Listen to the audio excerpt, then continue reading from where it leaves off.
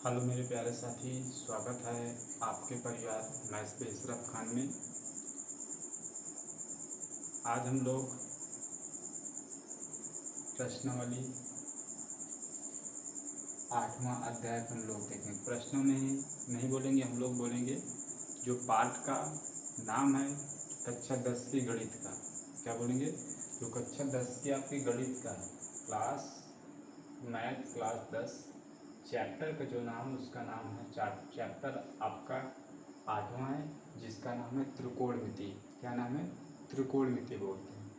त्रिकोणमिति chapter शुरू करने से पहले मैं आपको कुछ चीज़ें ज़रूर बताऊंगा कि त्रिकोणमिति चैप्टर में कैसे आपको पढ़ना है और किन तरीक़ों से आपको ट्रिग्नोमेट्रिक चैप्टर को कवर करना है। ठीक है, तो आज की क्लास में हम आप लोगों को सिर्फ ये बताएंगे कि ट्रिग्नोमेट्रिक फंक्शन में कौन कौन सी चीज़ें आपको पढ़ना है। ठीक है, और त्रिकोणमिति चैप्टर में आखिर है ये क्या त्रिकोणमिति चैप्टर, इसके बारे हम लोग फुल डिटेल के बारे में आज हम जानकारी करेंगे। ठीक है ना, तो आइए स्टार्ट करते हैं। यदि अभी तक आप हमारे चैनल में नहीं जुड़े हैं तो जुड़ जाइए और हमारे चैनल को सब्सक्राइब कर लें और नोटिफिकेशन को ऑल कर दें, ताकि हम जो भी कंटेंट या जो भी वीडियो बना सके सबसे पहले आप तक पहुंचे। ठीक है ना, तो मेरे प्यारे साथी आज हम लोग देखते हैं त्रिकोणमिति चैप्टर। ठीक है ना, इस चैप्टर से शुरू करने से पहले मैं आपको एक छोटी चीज़ बता दे रहा हूँ कि हमारे टेलीग्राम चैनल भी है, जो कि टेलीग्राम का नाम है मैथ्स बाय इशरफ खान। वहाँ पर आप जुड़ जाइए, तो जो भी ट्रिग्नोमेट्रिक से संबंधित जो भी आपके फार्मूलेज हैं, ठीक है ना, सूत्र हैं, उनको मैं चैप्टर शुरू करने से पहले ही उसमें भेज देता हूँ ग्रुप में। ठीक है ना, तो आप एक फार्मूले की अच्छे तरीके से एक नोट्स आप अपनी बना सकते हैं। ठीक है, ओके, तो आइए हम लोग स्टार्ट करते हैं इस ट्रिग्नोमेट्रिक टॉपिक को, जिसका नाम है त्रिकोणमिति। ओके, पाठ्य वस्तु, इसमें आपको पढ़ना क्या क्या चीज़ें हैं पहले हम लोग ये देखेंगे। पहले हम पढ़ेंगे, सबसे पहले हम लोग पढ़ेंगे त्रिकोणमिति अनुपात। ओके, यानी त्रिकोणमिति रेशियो। त्रिकोणमिति अनुपात क्या होते हैं? ठीक है ना, त्रिकोणमिति अनुपात क्या होते हैं और कितने होते हैं? ठीक है ना, त्रिकोणमिति अनुपात क्या होते हैं और कितने होते हैं त्रिकोणमिति अनुपात, इस ट्रिग्नोमेट्रिक टॉपिक में इसके बारे में हम लोग कवर करेंगे। ओके, पहली चीज़। दूसरी चीज़ हम लोग कवर करेंगे पूरक कोणों के त्रिकोणमिति अनुपात। पूरक कोणों के त्रिकोणमिति अनुपात को हम लोग कवर करेंगे। ठीक है ना, इसके बाद हम लोग पढ़ेंगे कुछ विशिष्ट कोणों के त्रिकोणमिति अनुपात। फिर हम लोग पढ़ेंगे कुछ विशिष्ट कोणों के त्रिकोणमिति अनुपात क्या क्या होते हैं। ठीक है ना, इसके बाद हम पढ़ेंगे त्रिकोणमिति सौर समीकरण। त्रिकोणमिति सौर समीकरण कुछ होती हैं, इनके बारे में भी हम लोग पढ़ेंगे इसी वीडियो में। तो इस वीडियो को स्टार्ट करने से पहले मैं आपको एक चीज़ और बता दूं, ये एक ऐसा टॉपिक है जिससे बोर्ड एग्ज़ाम में बहुत क्वेश्चन आने के चांस होते हैं। ये मान के चलिए आप कम से कम 8 से 10 नंबर बोर्ड एग्ज़ाम में आपको इससे क्वेश्चन जरूर देखने के लिए मिल जाएंगे। तो त्रिकोणमिति चैप्टर अपने आप में एक बहुत महत्वपूर्ण टॉपिक भी है। ठीक है ना, ये टॉपिक बोर्ड एग्ज़ाम की दृष्टि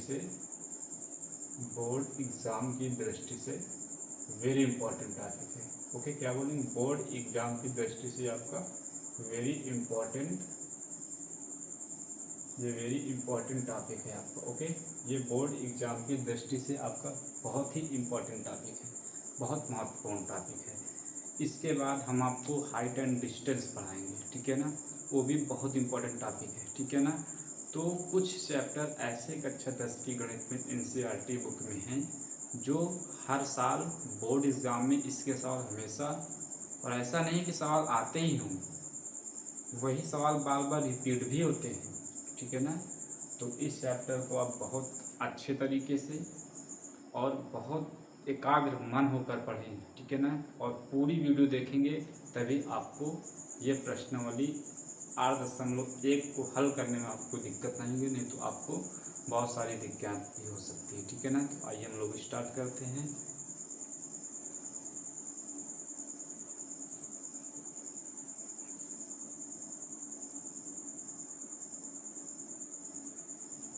आइए हम लोग देखते हैं, ठीक है ना। देखते हैं, सबसे पहले त्रिकोणमिति में आपको ये पता होना चाहिए कोण आपके कितने होते हैं। कोण आपके दो प्रकार के होते हैं, ठीक है ना। अगर हम कोण की बात करें तो आपके जो एंगल होते हैं वो दो प्रकार के होते हैं। कौन कौन से? एक होता है धनात्मक कोण, एक होता है ऋणात्मक कोण, ठीक है ना। धनात्मक कोण और ऋणात्मक कोण क्या होते हैं, इसको आप कौ समझिए थे। आप घड़ी जानते होंगे, ठीक है ना। जब आप घड़ी की दिशा में चलेंगे, क्या बोलेंगे, जब आप घड़ी की दिशा में चलेंगे, ठीक है ना। जैसे मान लो ये आपकी कोई घड़ी है, ये आपकी कोई घड़ी है, ठीक है ना। ओके, जो आपकी सेकंड वाली सुई होती है वो कैसे चलती है? ऐसे तो चलती है, ऐसे तो घूमती है, ऐसे करके घूमती है, ठीक है ना। जब आप घड़ी की दिशा में चलेंगे तब आपका ऋणात्मक कोण बनता है। कैसे कोण होता है? वो ऋणात्मक होता है। जब आप घड़ी की दिशा में चलेंगे तो आपको ऋणात्मक कोण मिलेगा। जब आप घड़ी के विपरीत दिशा में घूमेंगे तो आपको धनात्मक कोण मिलता है, ठीक है ना। कैसे? धनात्मक कोण। तो याद रखना, कोण दो प्रकार के होते हैं। सबसे पहला क्या होता है आपका?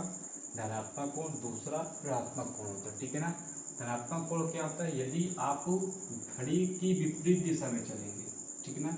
जैसे मान लो ये मान लो आपकी सुई है, मान ली सेकंड वाली सुई है आपकी। जब आप मान लो सेकंड वाली सुई है वो चलती तो ऐसे है, ठीक है ना। लेकिन अगर आप घड़ी की विपरीत दिशा में चलेंगे तो आपको कैसा कोण मिलेगा? धनात्मक कोण मिलेगा, ठीक है ना। ये मान लो x है आपकी, ठीक है ना। यहाँ पर ये मान लो मूल बिंदु होता है ओ, ठीक है ना। ये केंद्र, इसको बोलते हैं सेंटर। आप इस कोण को ऐसे घुमाओगे, प्रकार से ऐसे करके घुमाओगे तो आपको कैसा कोण मिलेगा? धनात्मक कोण मिलेगा। लेकिन यदि हम घड़ी की ही दिशा में घुमाएं तो हमको कैसा कोण प्राप्त होता है? उसको हम बोलते हैं ऋणात्मक कोण प्राप्त होता है, ठीक है ना। तो आई होप आपको धनात्मक कोण और ऋणात्मक कोण क्लियर हो गए होंगे, ठीक है ना। अब हम लोग बात करेंगे त्रिकोणमिति अनुपात की। किसकी बात करें हम लोग? त्रिकोणमिति अनुपात की, ठीक है ना। देखो, त्रिकोणमिति अनुपात आपके 6 होते हैं। कितने होते हैं? 6 टोटल होते हैं। इसके बारे में हम लोग चर्चा करते हैं, जिसका नाम है त्रिकोणमिति अनुपात। ओके, आपकी हेडिंग आपकी रहेगी त्रिकोणमिति अनुपात। क्या बोलेंगे? अगली हेडिंग आपकी रहेगी त्रिकोणमिति अनुपात। ओके, त्रिकोणमिति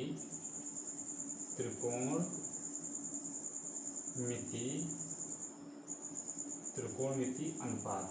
ओके, अगला आपका टॉपिक रहेगा त्रिकोणमिति अनुपात, ट्रिग्नोमेट्रिक रेशियो।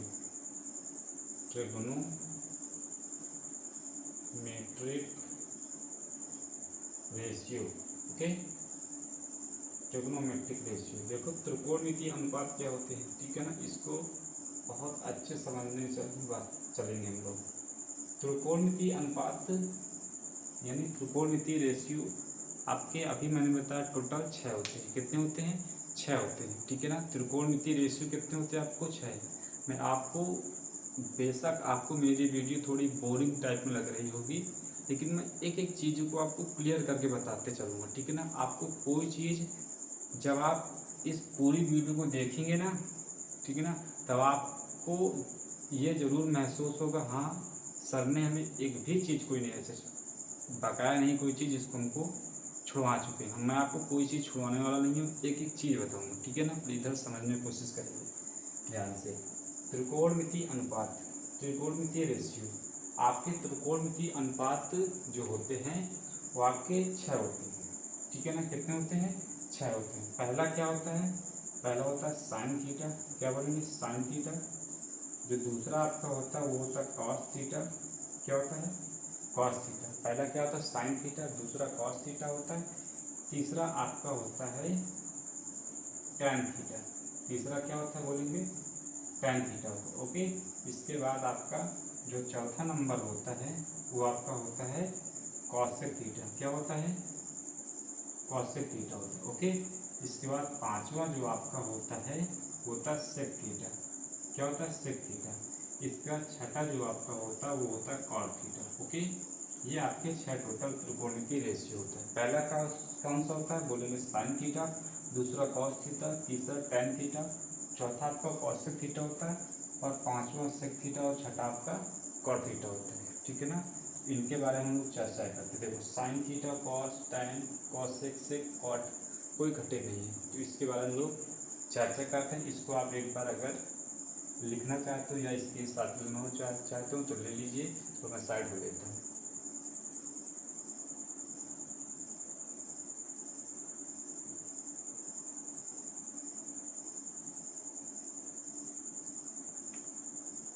चलिए देखते हैं हम लोग।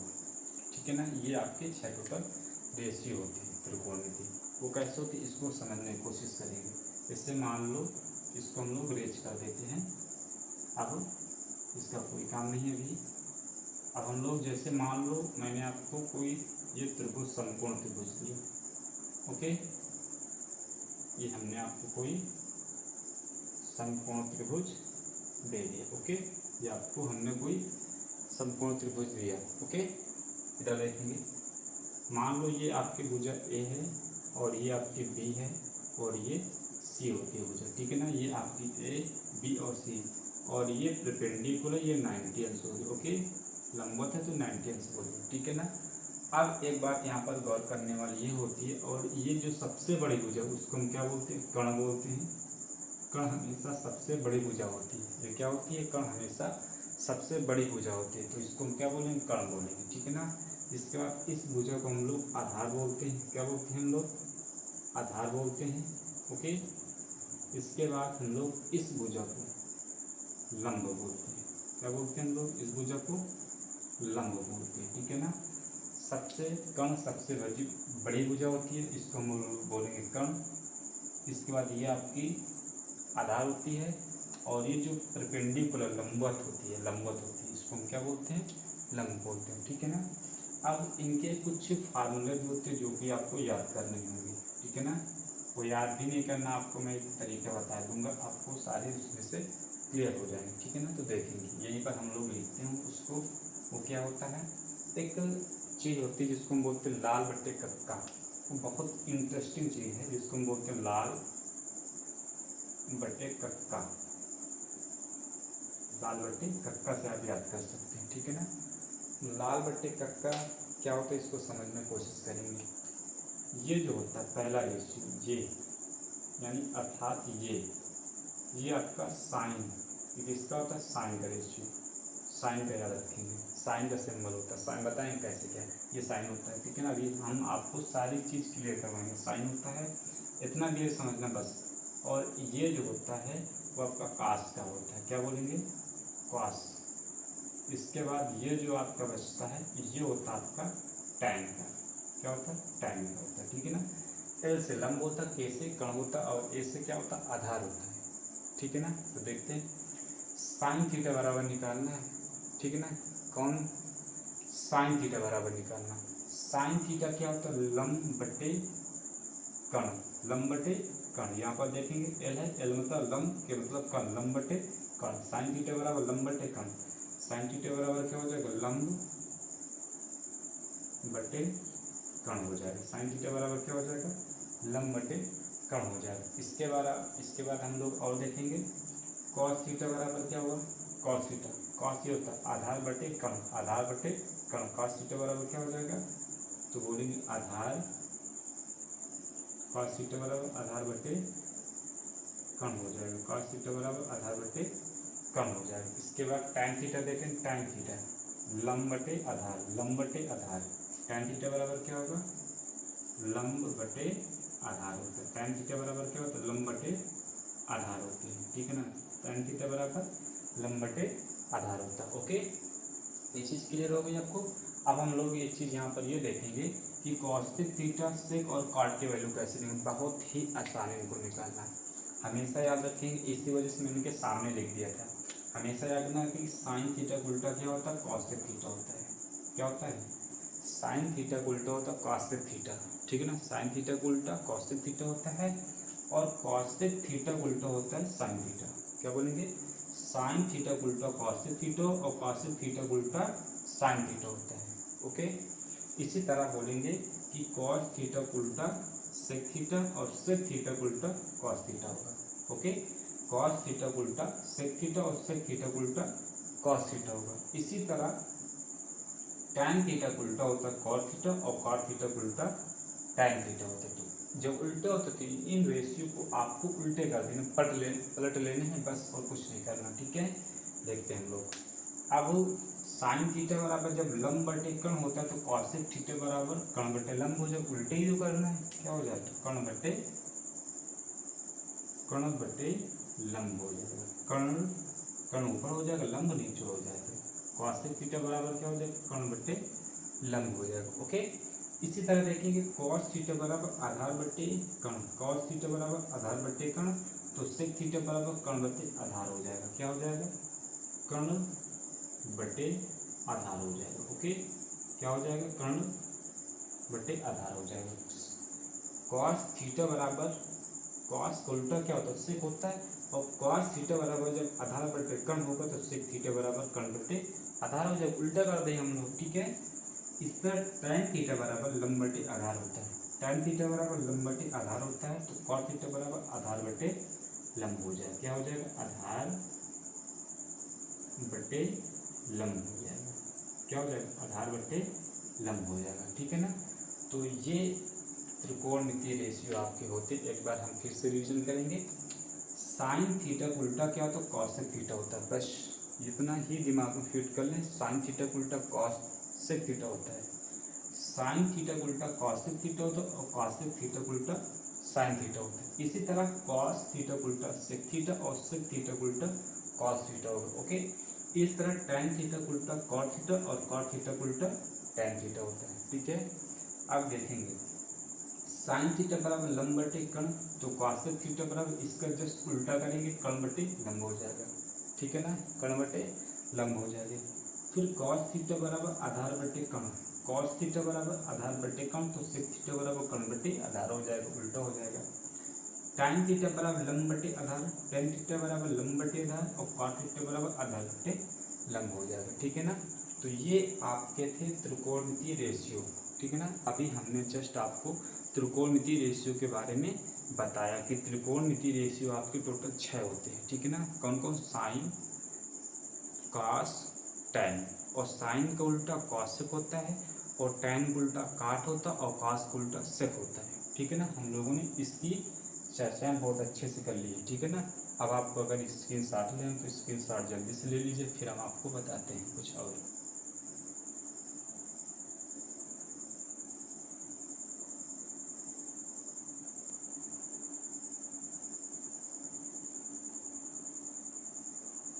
आइए अब हम लोग कुछ और देखते हैं। ठीक है ना, अगली हेडिंग आपकी रहेगी त्रिकोणमितीय अनुपातों में संबंध। त्रिकोणमितीय अनुपातों में क्या संबंध होते हैं, अब हम उनके बारे में देखेंगे। देखो अभी जस्ट मैंने अभी जैसे बताया आपको कि साइन थीटा का उल्टा कॉसेक थीटा होता है। ओके, और कॉसेक थीटा उल्टा फिर साइन थीटा होगा। ठीक है ना, फिर अभी मैंने जस्ट आपको बताया कि कॉस थीटा का उल्टा सेक थीटा होगा, और सेक थीटा का उल्टा कॉस थीटा होगा। इसी तरह मैंने अभी बताया आपको फिर कि टैन थीटा का उल्टा आपका क्या होता है? कॉस थीटा, और कॉस थीटा का उल्टा टैन थीटा। तो वही आपको संबंध देखने हैं। ठीक है ना, तो जैसे मैंने अभी आपको बताया, अभी जस्ट मैंने पहला ही बताया कि साइन थीटा का उल्टा क्या होगा? उल्टा अनुपात में क्या संबंध होता है? तो वो होता है कि 1/1 बटे बोलेंगे कॉसेक थीटा हो। क्या बोलेंगे?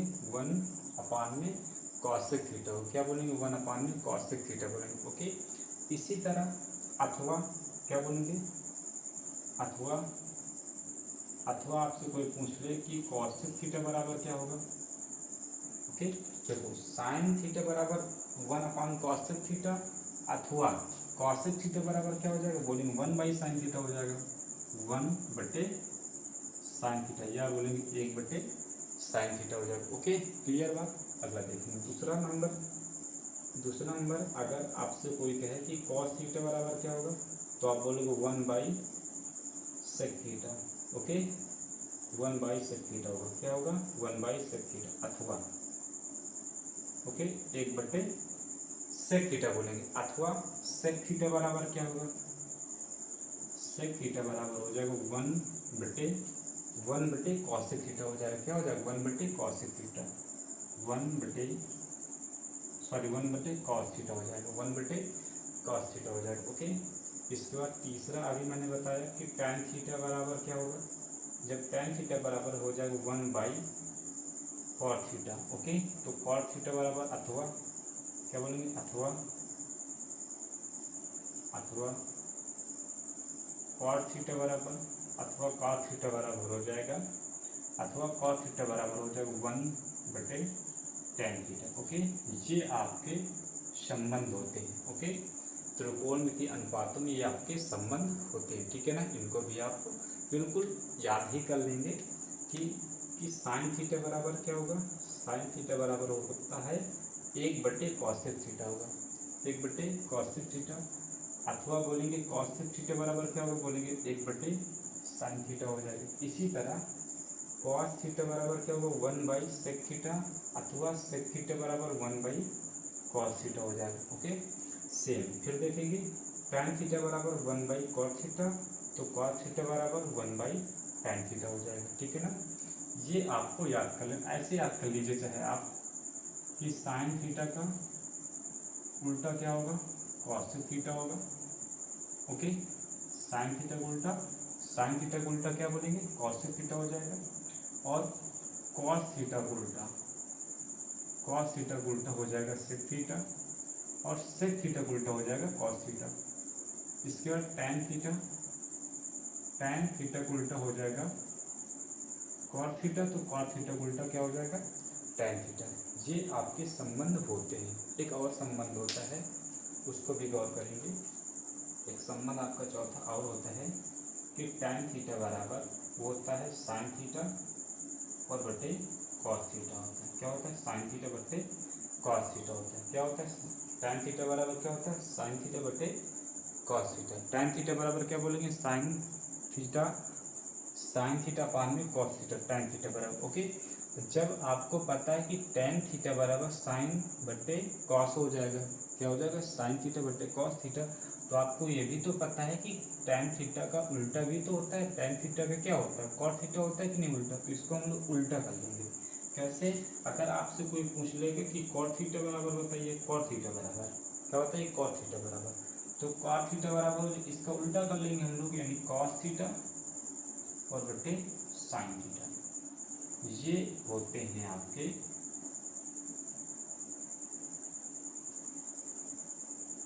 होते हैं त्रिकोणमितीय अनुपातों में संबंध। तो ये संबंध आप याद ही कर लेंगे, ठीक है ना। ये संबंध आप बिल्कुल दिमाग में एकदम से रट के ही चलेंगे, ठीक है ना। और एक इन चीज़ों के साथ साथ एक बहुत ही मोस्ट फार्मूला जो कि 8.1 प्रश्नावली को जब आप लोग उठाएंगे, उन सवालों को लगाएंगे, तो उसमें एक फार्मूला प्रयोग बहुत होता है जिसको पाइथागोरस की प्रमेय बोलते हैं। क्या बोलते हैं, पाइथागोरस की प्रमेय बोलते हैं। जो आप कक्षा 6, 7, 8 में पढ़ते आए हैं, वो क्या कहता है कि कर्ण पर बना वर्ग शेष दोनों भुजाओं पर बने वर्गों के योगफल के बराबर होते हैं, ठीक है ना। कैसे, यानी कर्ण पर बना वर्ग अर्थात पाइथागोरस की प्रमेय का फार्मूला क्या होता है, कि कर्ण का स्क्वायर बराबर, वेरी इंपॉर्टेंट है, कर्ण का स्क्वायर बराबर होता है लंब स्क्वायर और प्लस आधार स्क्वायर, लंब स्क्वायर प्लस आधार स्क्वायर। इसको भी आप बिल्कुल रट लीजिए, एकदम से रट लीजिए। कर्ण स्क्वायर बराबर लंब स्क्वायर प्लस आधार स्क्वायर। अगर मैं आपसे पूछूं कि ये कितने इंपॉर्टेंट है, तो बोलेंगे very very important, very very important है। ये फार्मूला बहुत ही इंपॉर्टेंट है, क्योंकि 90% या 98% क्वेश्चन इसी फार्मूले पर ही आपको 8.1 प्रश्नावली में आपको देखने को मिलेगा, ठीक है ना। तो आई होप आपको वीडियो हमारी ये सारी जो क्लास हुई है आज की, इसमें हमने त्रिकोणमिति चैप्टर के कुछ बेसिक चीज़ों को आज हमने बताया। अगर आपको हमारी वीडियो अच्छी लगे तो वीडियो को लाइक करें और चैनल को सब्सक्राइब करें ताकि सबसे पहली वीडियो हमारी आप तक पहुँचे। तो थैंक यू सो मच। जय हिंद, जय भारत।